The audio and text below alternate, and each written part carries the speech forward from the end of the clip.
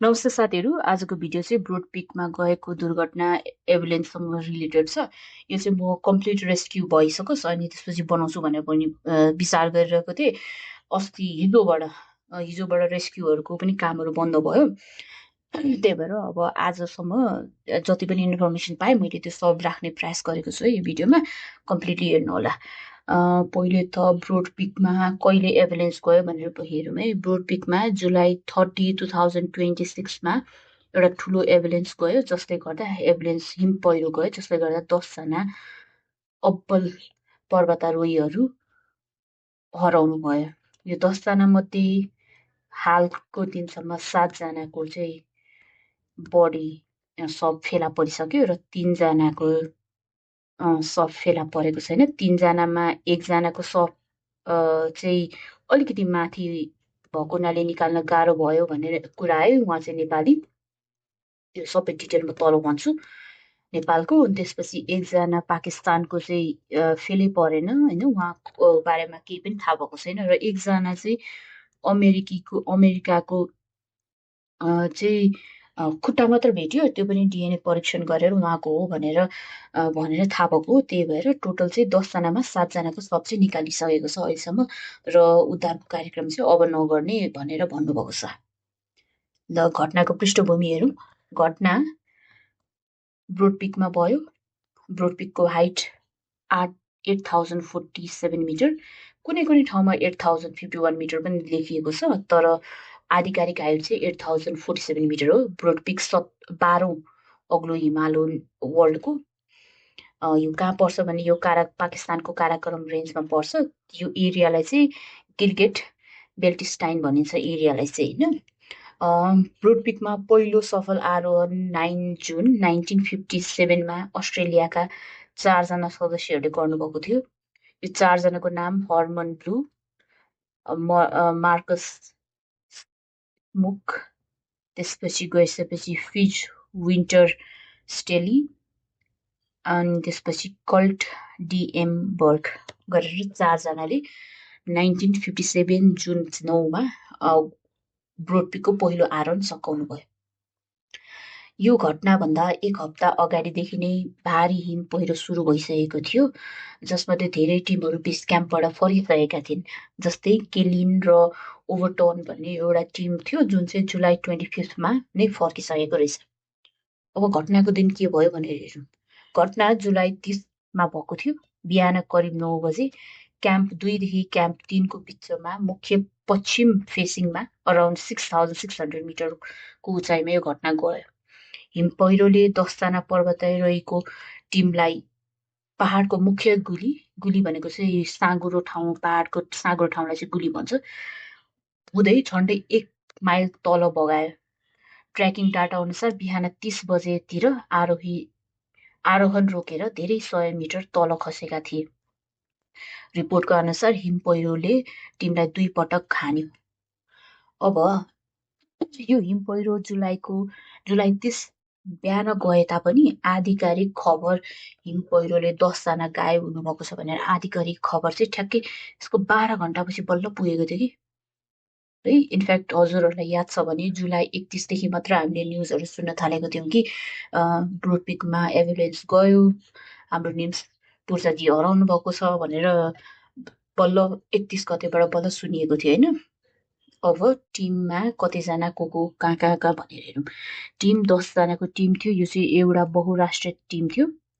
यो टिममा चाहिँ इलाइट एक्सपेट र 7 समिट इमेजिङ नेपालका कम्पनीको सदस्यहरू हुनुहुन्थ्यो। नेपालबाट 6जना निर्मल पूर्जा, युक्ता, पूर्वबहादुर गुरुङ, निमा शेर्पा, किलिपेम्बा शेर्पा, ग्याल्बु शेर्पा, नुवाङ थोन्दुङ शेर्पा।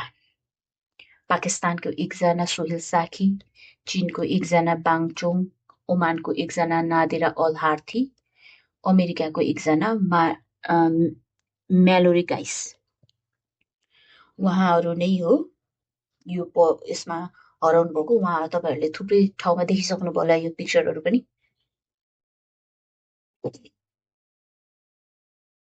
अब उद्धारको कार्यक्रमको बारेमा हेरौँ। उद्धार चाहिँ मिङमा गेल्जे शेर्पा, जसलाई हामी मिङमाजी भन्छौँ, उहाँको नेतृत्वमा भएको थियो। जम्मा 9 जना रेस्क्यु टिम थियो। यो आधिकारिक रूपमा सरबाज खान र सार्जेदले स्थानीय ग्राउन्ड टिमको नेतृत्व गरेका थिए भने मिङमा डेभिड शेर्पाले नेपाली पक्षबाट सहयोग र समन्वयन गर्नुभएको थियो। मिङमाजीको बारेमा पनि अलिकति पढौँ, किनभने उहाँ पनि एउटा एकदम अब्बल पर्वतारोही हो होइन। अनि जान्न जरुरी पर्छ उहाँको बारेमा पनि। कम्पनी चाहिँ उहाँ इमेज नेपाल ट्रेकको प्रमुख व्यक्ति हुनुहुन्छ।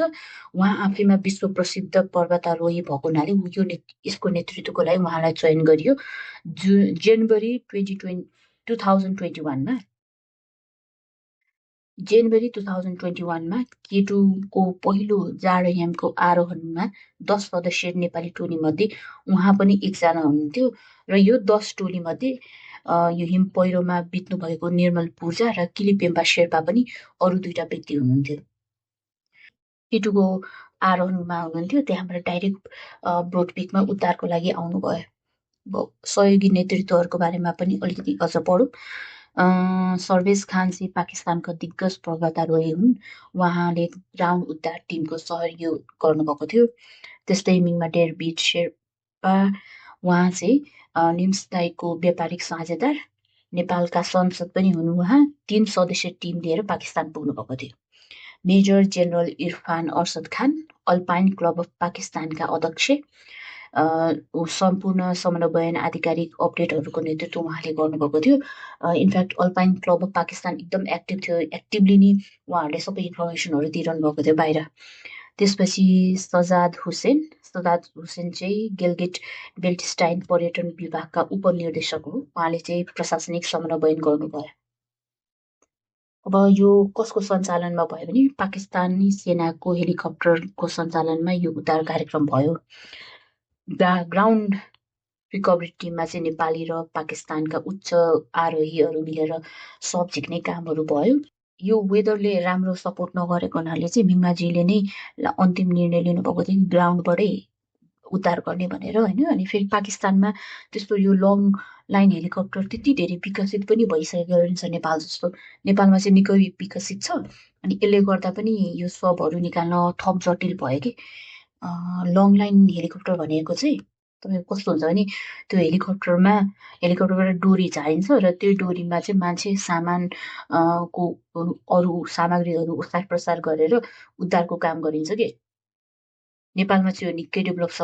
संक्षिप्तमा भन्नुपर्दाखेरि मिङमाजी र पाकिस्तानी सेनाको आधिकारिक समन्वयनले 2 तहको उद्धार कार्यक्रम चलेको थियो।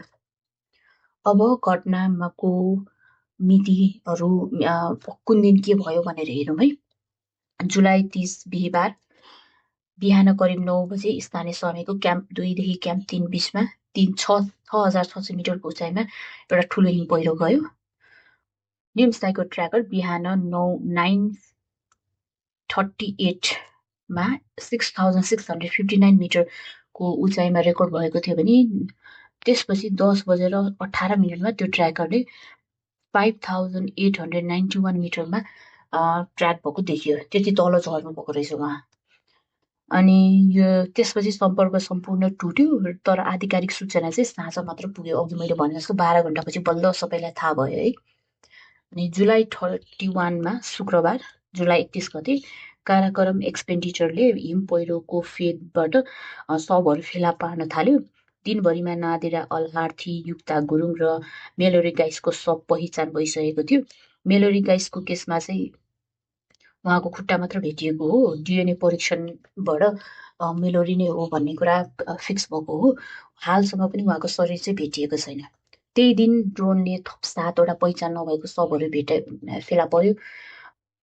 सिरबाज खान र शेरदाल करिम हेलिकप्टरबाट उद्धार स्थानमा पुगे। त्यतिखेर अगस्त 1 शनिबारको दिन इलाइट एक्सपर्टले सबै 10 जना मृत भएको आधिकारिक पुष्टि गरे।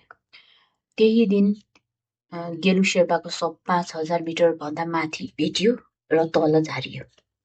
अगस्त 2 आइतबारको दिन ग्राउन्ड टिमले 5,700 मिटरमा पुगेर निम्स पूर्जा बाङचुङ निमा शेर्पा र किरिपेम्बा शेर्पाको सब क्याम्प 1 जो चाहिँ 5,600 मिटरको उचाइमा रहेको छ त्यहाँ ओसार्यो।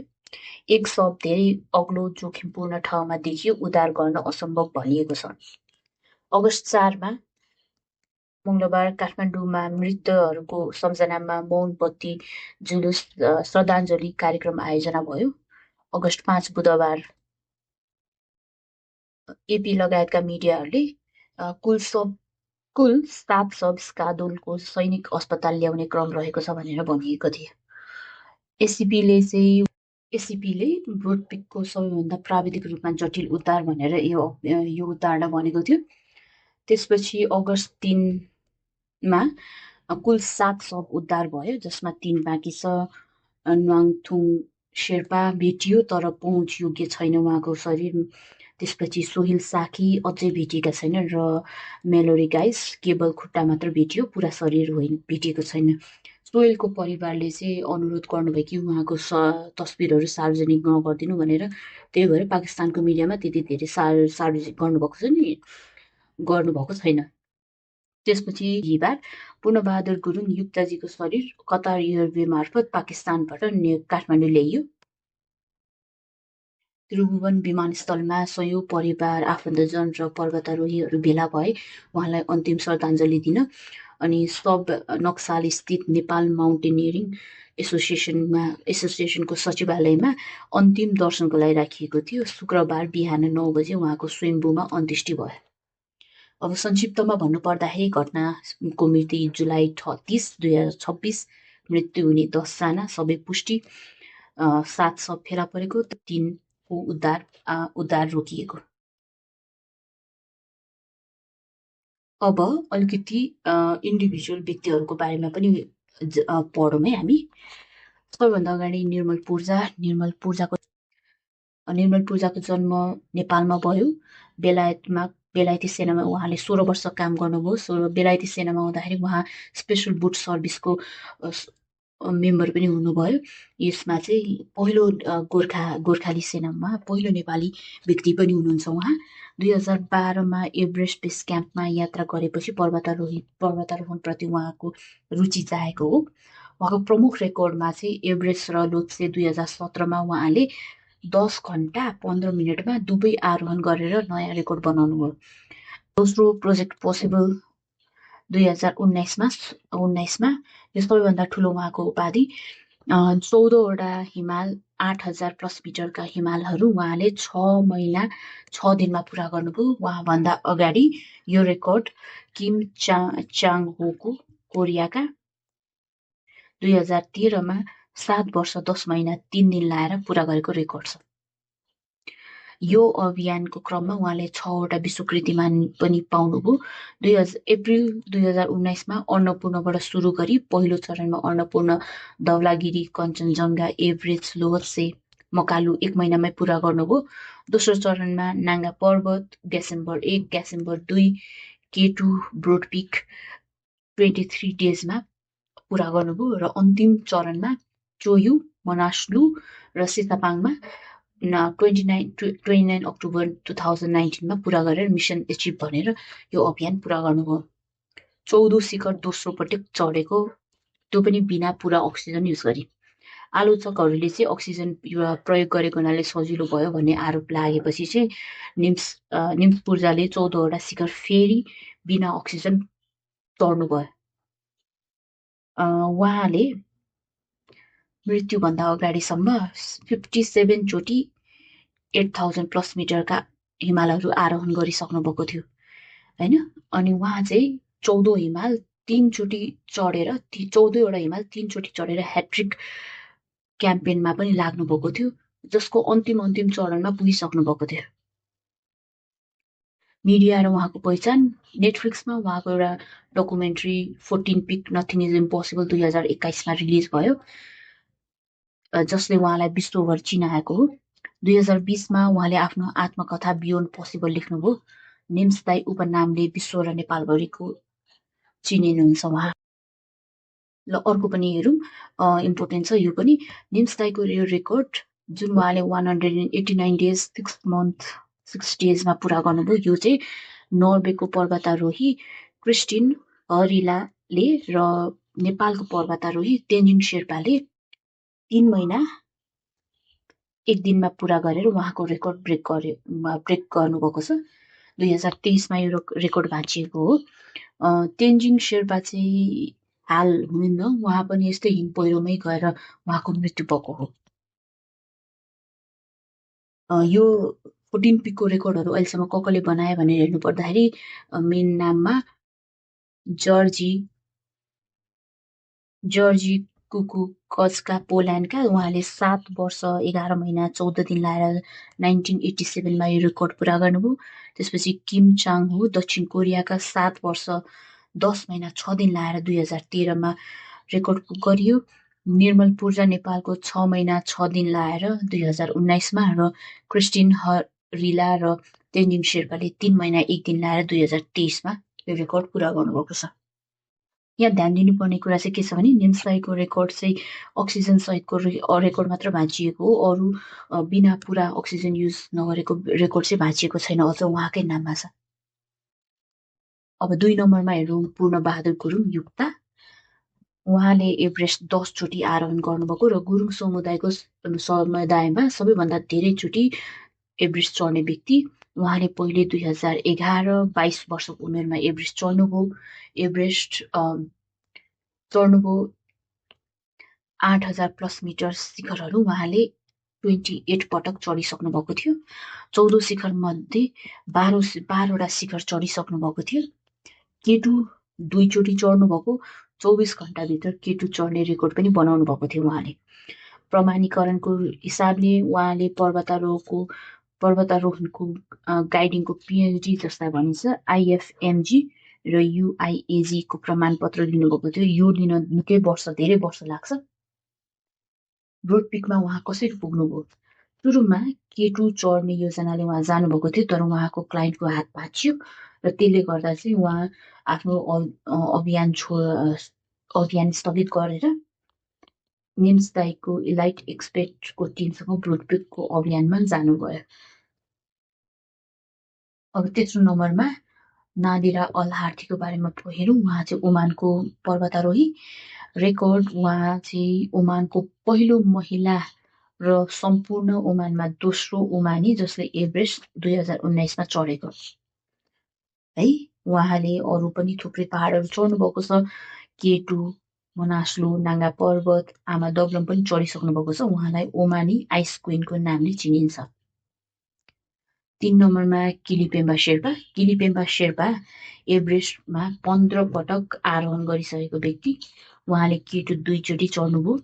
जनवरी 2021 मा केटुको पहिलो जाडोयानको आरोहणमा 10 नेपाली सदस्य मध्ये 1 नेपाली सदस्य हुनुहुन्थ्यो उहाँ। त्यसपछि 14 शिखरमा उहाँले 14 शिखर पुरा गरिसक्नु भएको थियो। 3 जुन 2026 मा नाङ्गा पर्वतमा 14वटा शिखर चढेर पुरा गर्नुभएको। मृत्युभन्दा 1 महिना अगाडि नै उहाँले पुरा गर्नुभएको थियो। उहाँको एउटा विशेष सेवा चाहिँ उहाँले डबल एम्पुटेटेड भनेको 2टा खुट्टा नभएको व्यक्तिलाई पनि शिखरसम्म पुर्याउनु भएको छ। उहाँ कम्पनी चाहिँ इमेज नेपाल ट्रेकको व्यक्ति हुनुहुन्थ्यो। 5 नम्बरमा वाङचङ जुन चाइनाका हुनुहुन्थ्यो। उहाँ पनि 14वटा शिखर मध्ये 12वटा शिखर 8000 मिटरका 14 शिखर मध्ये 12वटा शिखर पुरा गरिसक्नु भएको थियो। ब्रोड पिक उहाँको 13औं शिखर हुन्थ्यो। त्यसपछि बाँकी एक मात्र शिखर सिसापाङमा रहेको थियो। जुलाई 3 मा किलिपेम्बा शेर्पासँगै उहाँ नाङ्गा पर्वत चढ्नु भएको थियो। त्यसपछि पाकिस्तानका सोहेल साखी जसको शव अहिले पनि भेटिएको छैन। उहाँ पनि केटु, ग्यासम्बर 1, 2, नाङ्गा पर्वत, मनास्लु, कञ्चनजङ्घा चढिसकेको व्यक्ति। यो उहाँको अन्तिम अभियान हुने अपेक्षा गरिएको थियो। उहाँले अवकाश लिने योजना गर्नुभएको थियो। त्यसपछि म्यालोरी गाइस अमेरिकीको उहाँले 6000 मिटरका शिखरहरू चढिसक्नु भएको थियो, थुप्रै नेपालको र तर यो चाहिँ पहिलोचोटि 8000+ मिटरको शिखर चढ्न खोजिरहनु भएको थियो। उहाँको पनि कम्प्लिट बडी भेटिएन, खुट्टा मात्र भेटिएको छ। निमा शेर्पा चाहिँ इलाइट एक्सपर्टका गाइड हुनुहुन्थ्यो अनि उहाँले 2026मा 4वटा 8,000+ मिटरका शिखरहरू पूरा गरिसक्नु भएको थियो जसमा मनासलु पनि समावेश छ। 9 नम्बरमा ग्याल्जे शेर्पा चाहिँ 7 समिट ट्रेकका गाइड हुनुहुन्थ्यो। ग्याल्जे शेर्पाको नाममा एउटा रेकर्ड छ, एउटै सिजनमा कञ्चनजङ्घा 3 पटक चढेको रेकर्ड छ। एभरेस्ट उहाँले धेरैचोटि चढिसक्नु भएको, यो वर्ष पनि चढिसक्नु भएको थियो। उहाँले थुप्रै शिखरहरू मनासलु, कञ्चनजङ्घा, छोलेत्से, हिमलुङ हिमाल, लोपुचे, मिरा पिक र लेनिन पिक गएर चढिसक्नु भएको थियो। र अन्तिममा हाम्रो नोवाङ थेन्डु शेर्पा जो पनि 7 समिट ट्रेकका गाइड हुनुहुन्थ्यो। मे 2026मा मकालु 2मा 7,300 मिटरको उचाइमा एउटा चिप पर्वतारोही डेभिड रुबिनेकको शव उद्धारको 5 सदस्यीय टिममध्ये उहाँ पनि एकजना हुनुहुन्थ्यो। उहाँको शव भेटिसकिएको छ, तर एकदमै अप्ठ्यारो ठाउँमा भएको हुनाले उद्धार गर्न नसकिने भन्ने निर्णय भएको छ। ल, यो चाहिँ ब्रोड पिकसँग सम्बन्धित कम्प्लिट भिडियो थियो। केही कुरा छुट्यो भने मलाई भन्नु होला है। तपाईँहरूलाई म अब अरू भिडियोमा भेट्छु।